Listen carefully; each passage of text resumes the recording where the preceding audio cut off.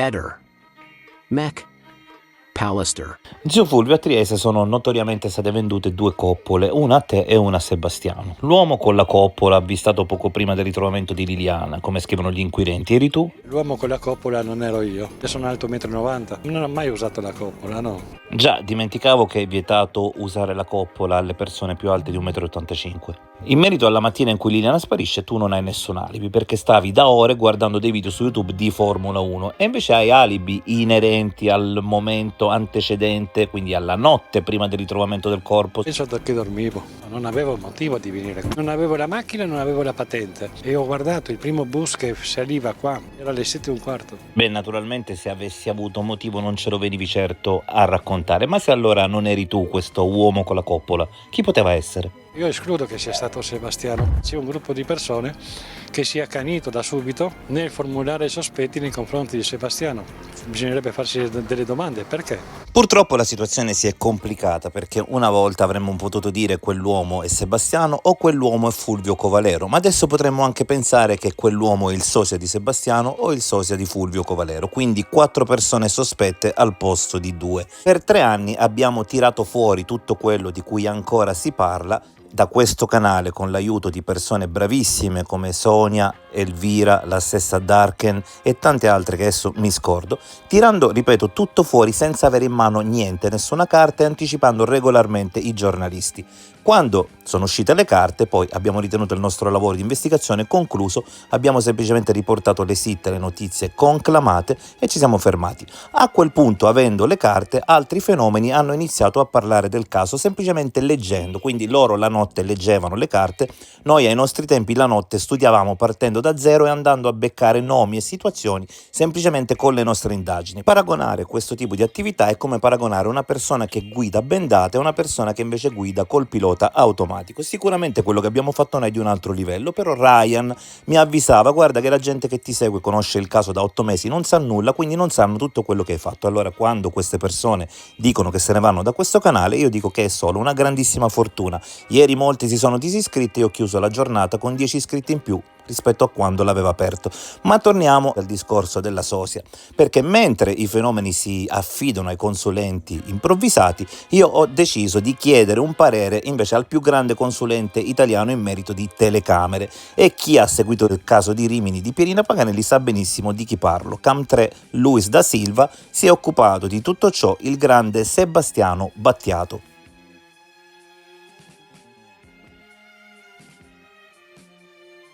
Se c'è una persona al di sopra di ogni sospetto in questo momento in Italia è proprio lui, perché nonostante tutta la procura fosse convinta che Luis c'entrasse col passaggio dell'ignoto sotto la Cam3, Battiato con la sua perizia è arrivato a dimostrare senza alcun dubbio che Luis lì non ci fosse mai stato, avendo il coraggio di andare contro tutto e tutti. Allora ho chiesto a lui di rispondere su 2 quesiti che a me sembrano più 2 barzellette che quesiti. Dalle riprese delle telecamere di via Damiano Chiesa è possibile notare la differenza in modo certificato tra la scarpa 39 che a dire di qualcuno indossa il sosia e la scarpa 37 che avrebbe dovuto indossare Liliana Resinovic? Vediamo che cosa ha risposto Battiato.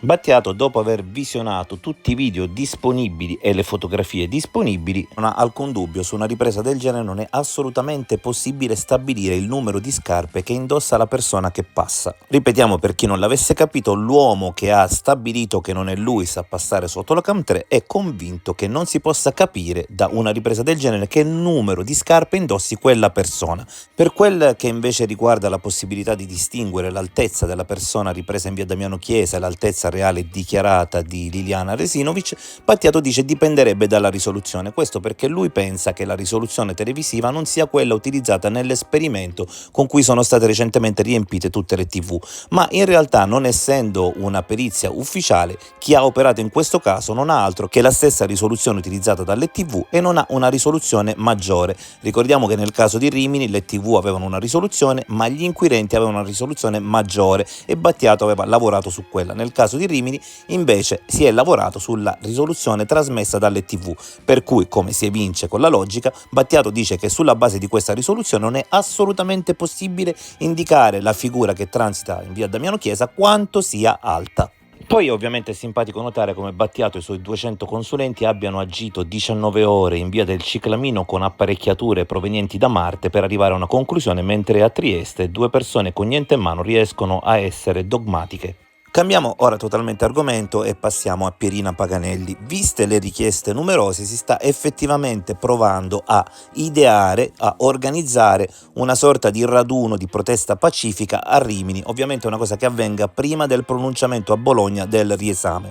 Quindi le persone disposte a venire devono farcelo sapere magari con i commenti, perché giustamente se si organizzerà una cosa del genere è fondamentale che aderiscano il maggior numero possibile di persone. Nel vasto teatro della giustizia italiana, il caso di Luis da Silva si staglia come una tragicommedia degna delle migliori penne satiriche.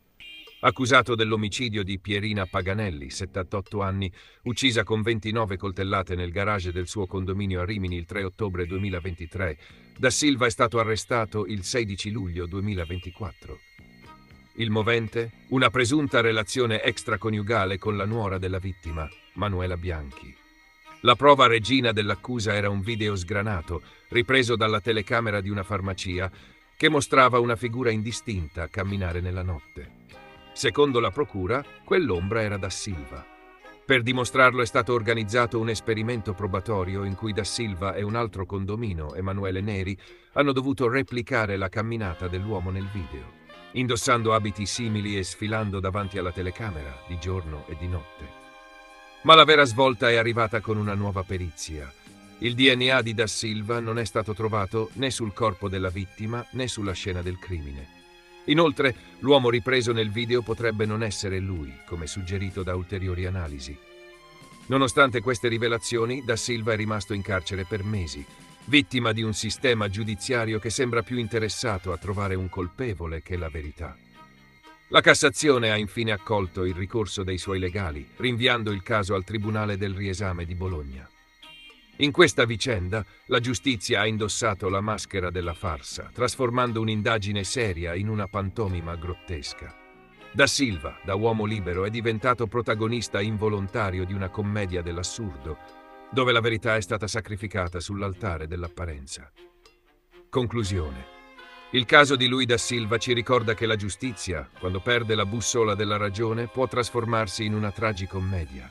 E in questo spettacolo, l'unico a non ridere è l'uomo che ne è diventato il protagonista suo malgrado. Ovviamente io quando parlo di Trieste mi riferisco alla gente che conosce il caso e sa come sono andate le cose, non a gente improvvisata, perché parlare con loro non mi interessa minimamente. Quando il caso non fu archiviato mi scrissero in centinaia di persone, inclusa Silvia, ringraziandomi e dicendomi è anche molto merito tuo perché per tantissimo tempo ero stato l'unico tra social e TV a mettere continuamente a fuoco le posizioni dubbie e le dichiarazioni assurde di Sebastiano Visintin. Quindi una vittoria l'ho ottenuta. Nel momento in cui Sebastiano è stato effettivamente indagato, io posso dire di avere concluso e vinto la mia partita. Ehi, non dimenticare di iscriverti a questo canale.